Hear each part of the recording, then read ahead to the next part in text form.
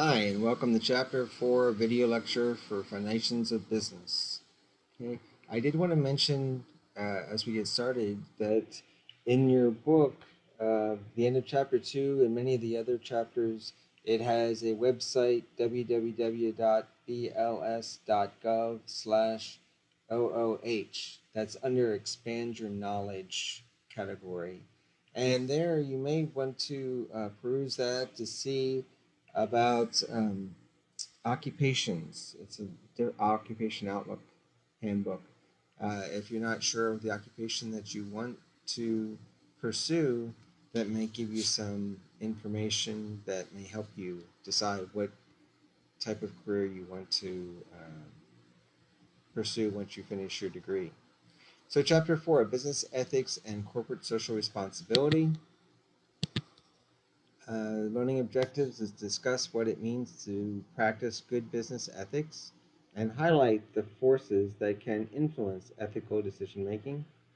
Define corporate social responsibility, which is they're abbreviating CSR. CSR has many different meanings, but in this chapter it means corporate social responsibility. And explain the difference between philanthropy, between philanthropy and strategic corporate social responsibility. Distinguish among the four perspectives on corporate social responsibility. Discuss the role of business in protecting the natural environment and define sustainable development. Sustainable development is a big buzz phrase right now. 4.5 is identify 5 fundamental consumer rights and the responsibility of the business to respect them. Explain the responsibilities businesses have towards their employees, and identify 2 categories of ethical concerns with artificial intelligence. Okay, so here's an introduction. As a future business leader, you will face some of the challenges discussed in this chapter, and your choices won't always be easy. You may struggle to find ethical clarity in some situations, or even to understand what your choices are and how, I'll get rid of that, and how each option might affect your company's various stakeholders. Okay, so ethics, rules or standards governing the conduct of person or group.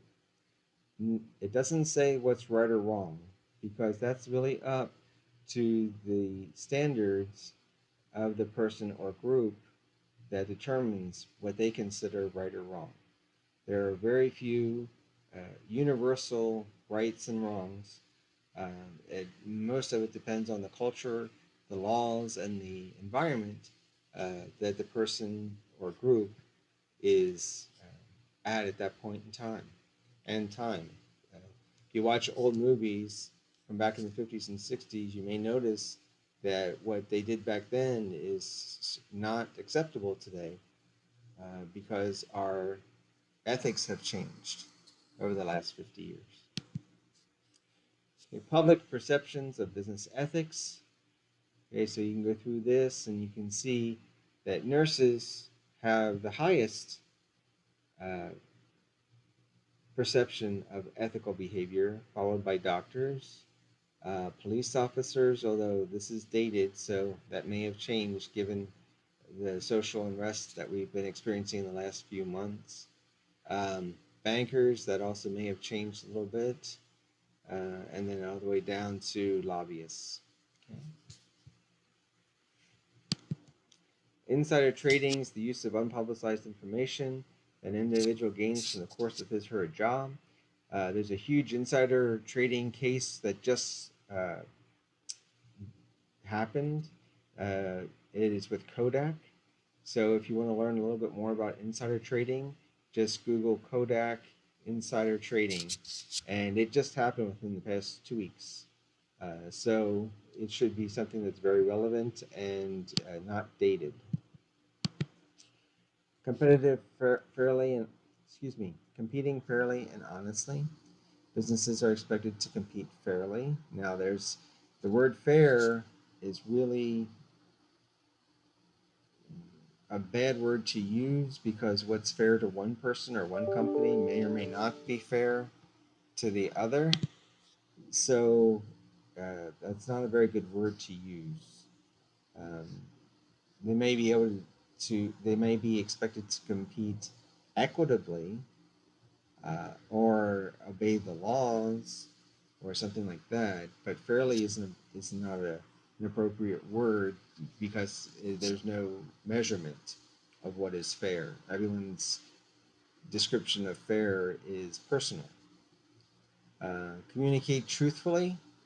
Communicating truthfully is a simple enough concept. Tell the truth, the whole truth, and nothing but the truth. Um, okay, we'll have to wait and see what that means. Not causing harm to others. Okay, so this is pretty much universally understood. Businesses are supposed to operate without causing harm to employees, to customers, to companies, the communities, and investors, which makes this COVID-19 pandemic more appropriately, uh, more pertinent, I should say, to the conversation because what are companies doing to ensure their employees and their customers' safety? Um, are they doing anything? Are they relying on the customers, the employees themselves, to monitor and see if they have symptoms, or are they actually providing tests to see if anyone has symptoms, or to see if anyone has the COVID-19, even if they don't have symptoms? Are they providing any type of wellness checklist that everyone is supposed to go review and on a daily basis to see if they have any of the symptoms? Or are they measuring um, temperatures when people walk in the door to see if anyone has a fever? That is one of the symptoms. Or are they just mandating certain activities, social distancing or masks, and then just letting it work itself out? Or are they not doing anything at all, um, not mandating anything? So we'll have to wait and see. Uh, Normally, what happens is the court system is utilized to file lawsuits against employers or businesses that have not provided adequate protection to employees or customers. And that'll take years to figure out which way worked. Strategies for supporting ethical behavior, code of ethics, written statement that sets forth principles that guide an organization's decisions. Again, that's worthless if the organization doesn't actually follow it. But if they do follow it, that's great, and it works well, and everyone knows what the code of ethics is. But if it's do as I say, not as I do type of thing, then it's not a very effective way of supporting ethical behavior. Transparency, the degree to which the affected parties can observe relevant aspects of transactions or decisions. Uh, Whistleblowing, disclosure of companies' insider information that exposes illegal or unethical behaviors within the organization. Okay. Then here's the stakeholders' rights, which is a difficult balancing act because you have all these stakeholders. You have the shareholders, which are the people that own the stock of the company or the equity of the company. You have the employees, you have the customers, you have the local community, and you have the taxpayers. You may even say that you have anybody that's affected environmentally, which could be beyond the local community. So if you're in Mississippi and St. Louis is dumping toxic waste into the Mississippi River, well, the people that live in the state of Mississippi are affected by that. So even they are stakeholders. And then you can go on further that it goes into the ocean, and then it affects anybody that fishes or expects the wildlife, and so on and so forth. Um, so it's not just the stakeholders. The list of stakeholders can go far beyond these five categories, these five groups. Okay. Ethical dilemma, a situation in which more than one side of an issue can be supported with valid ethical arguments. Conflict of interest situation in which competing loyalties can lead to ethical lapses, such as when a business decision may be influenced by potential uh, for personal gain, by the potential for personal gain.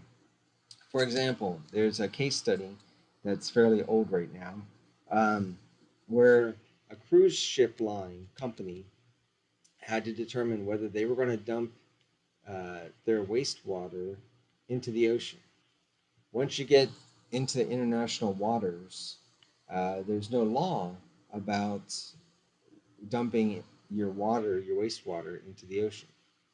So the ethical dilemma is: do we not dump the water, the wastewater, into the ocean so that we don't spoil the environment, kill the fish and plant life and things like that? Or, and then you'd have to have it uh, extracted when you get to the dock, which costs a great deal of money. Or you could dump it, which lowers your expenses. So if you dump it in the ocean, you have fewer costs, which means your prices can be competitive, cheaper, and then you will stay in business. If you don't dump it, if you have to pay to have it removed from the ships, now your costs have gone up, which means your prices have to go up, which means you may not be competitive with your other cruise ship companies that you're competing with. Your prices may not be competitive, and you may go out of business. And all the people that work for your company, plus your stockholders, uh, will lose their income or their money. So that would be an ethical dilemma. Which one do you do? And if you're an environmentalist, that's a true conflict of interest because you don't want to lay off your employees because you're not able to sell as many tickets, but you don't want to hurt the environment. So that would be an example of what to do, of that situation, that you would have to determine what to do. Approaches to resolving these: you have the justice approach, the utilitarian approach, the individual rights approach, the individual responsibilities approach, the common good, and virtue. Okay? Um, you also have your own personal that you have to look at. If you have responsibilities, if you have a family to take care of, if you have bills to pay, that leads into it a great deal as well. That's why Enron was not exposed until it was. It went on for years that way because people had responsibilities and they didn't want to be the one that brought down the company and everybody lost 100% of their retirement, plus, of course, their jobs. And then they couldn't pay their bills and they'd lose their house and their kids couldn't go to the schools that they were accustomed to or grew up in, and it upended tens of thousands of people's lives. And so that's another reason why whistleblowers don't often happen, because that's a huge responsibility to bear on your shoulders that you were the cause of all that to happen. Not that it should have happened to begin with, as far as Enron should not have done what they did. I'm just saying this is one of the considerations that people were processing as to whether they were going to be a whistleblower on Enron or not, or other companies in a similar situation. Okay, finding the right answer when faced with an ethical dilemma. Make sure you frame the situation accurately. Identify all the parties. Be as objective as possible. Corporate social responsibility, the idea that businesses have obligations to society beyond the pursuit of profits. Remember, the old saying is the only thing a corporation's there for is to maximize shareholder wealth. That's the tradition, and this is saying that that's not always the case. And then you have the relationships between businesses and society. And then this last one here is perspective on corporate social responsibility. And it goes through all the different ones in one little, this is called a model. So in one model, you go through all the different things that we just discussed. So if you have any questions, let me know, and I hope you have a great day.